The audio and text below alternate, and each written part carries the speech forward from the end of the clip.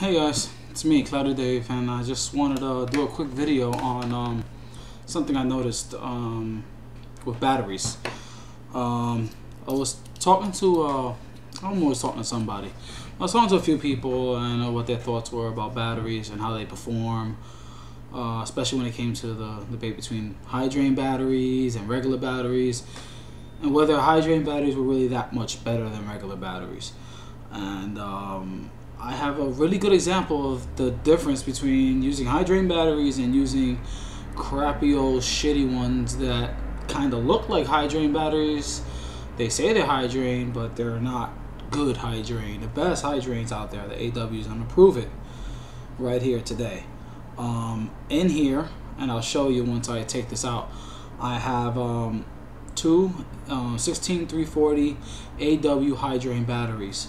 I'm going to show you, I have them stacked here in my Empire, what kind of voltage I pull off of them when I activate this switch. I don't know why I locked this.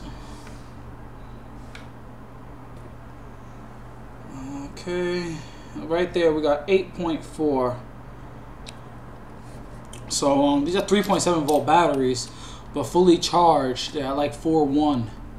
So when you stack them, they're like 4.2, really fully charged. They're just about 4.2, so stacked I got 8.4. As you can see, these are AW, IMR, autofocus fail, IMR 16340s, 3.7 volts, 550 mAh. Now I go ahead and got a couple of other batteries. Call them others. For one, they look a lot like AW batteries. If I just hold like this, you would think that these are them, but they're not. For one, they didn't have button tops, so I had to use magnetic spacers to get these to charge and to work inside of any mod. Second of all, they say 350 mAh. That's 200 mAh less than the same batteries I just tested. Regardless of the fact, it still says IMR here. So you would think that these should be high drain. They should perform just as well. Now, I fully charged these. Okay. So I'm going to put these in there. And they should read about the same as the AWs, fully charged. That's not the problem I'm finding with these batteries, other than the fact of this extremely low lifespan. There we have 8.2. Okay, I probably could have charged them a little more, could have gotten 8.3, 8.4. Either way, regardless, you know that they're fully charged, and we know what they were at before I tried to start vaping. And now we're going to try to do that with an atomizer. Now I have here a 5 ohm atomizer, so it doesn't explode in my face, and so I don't vape ash atomizer. We'll go ahead and drip some juice in there again, so I don't blow my atomizer. Though at 5 ohms, even 8 volts is not enough to really make it explode or anything, or pop. I'm gonna first try the AW high drains, just to show you what good batteries do, and I can show you what the shitty ones do. AWs, these are the batteries of choice, and after doing this, after testing this, I was truly fully sold on the AW batteries. Especially vaping on them, I felt the difference, and now that I got this inline voltmeter, you can get these at madvapes.com. I think even Bruce might be carrying them soon. I did get one from Bruce. He had got them from Mad Vapes over, and talking about Bruce from cloudsofvapor.com. Both great vendors. They sell everything you could possibly need. They both like to be one-stop shops. So they're both great guys. I've met both the guys from there, and they're awesome. Anyway, with this inline voltage meter, I can go ahead and test it under load.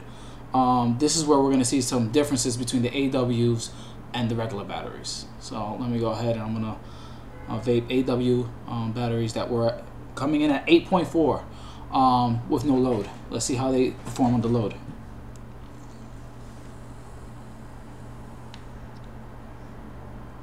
think that was 8.1. I'm gonna go ahead and make sure.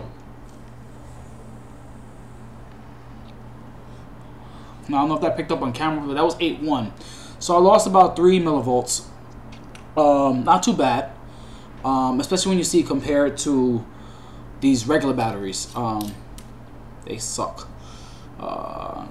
They say IMR, and that's why I was surprised more than not, because they say IMR on them. So they're high drain, and even if the mile capacity is lower, they still should be able to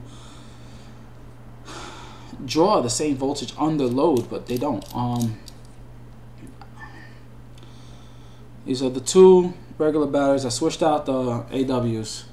I got the regular ones in here, the ones that I need to put magnetic spacers to get to work. So see how this vapes.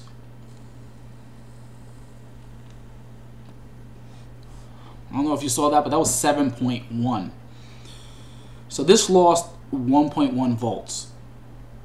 That's a big drop compared to the AWs that only lost 2 to 3 millivolts.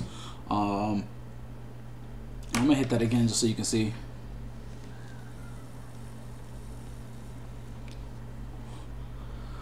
$7.1.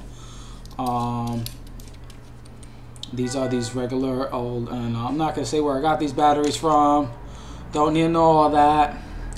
What you do need to know though is that you pick up high drain batteries, make sure they're AW, because you don't know what you're gonna get.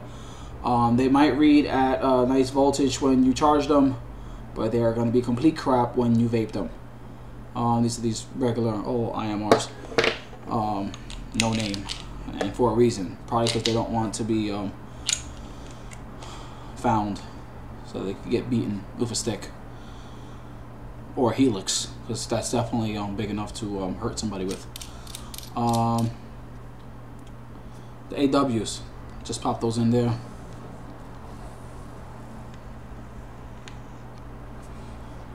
Full volt higher, and though fully charged, these were 8.4 and these were 8.2. Even if you take away that difference, you're still looking at over a volt drop difference between the AWs and the regular batteries. That's all I really wanted to share with all of you. I'm doing more tests with different kinds of batteries. And you guys go to the NYC meets. You guys could always go ahead and throw me some batteries to lend me. I'll go ahead and give them back to you after I test them. I just want to see how different batteries perform under load compared to fully charged. Fully charged, all these batteries seem to be reading the same, but under load it's a different story. When it comes to high drain, they're supposed to be able to have a lot more power, be able to flow through them. When I say power, I'm talking about amperage. They can handle more of an amperage, and this is why you're able to get closer to a no loss battery as you can get. Supposedly there's 18650s out there that have a 30C to 60C rating, meaning for vaping applications that would mean you would lose nothing. Kind of, I don't want to believe that. I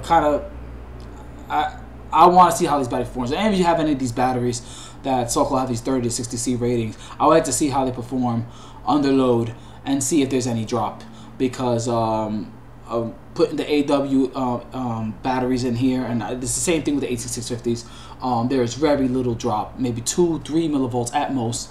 I would like to compare other no-name brand, or if there is another name brand, IMR batteries, high drains. I would like to test them and compare them to the AWs, because I think in the end, the AW is going to win. And under my personal experience, if you're looking for high drain batteries, get AW. Can't lose. Thanks for watching, guys, and see you next time.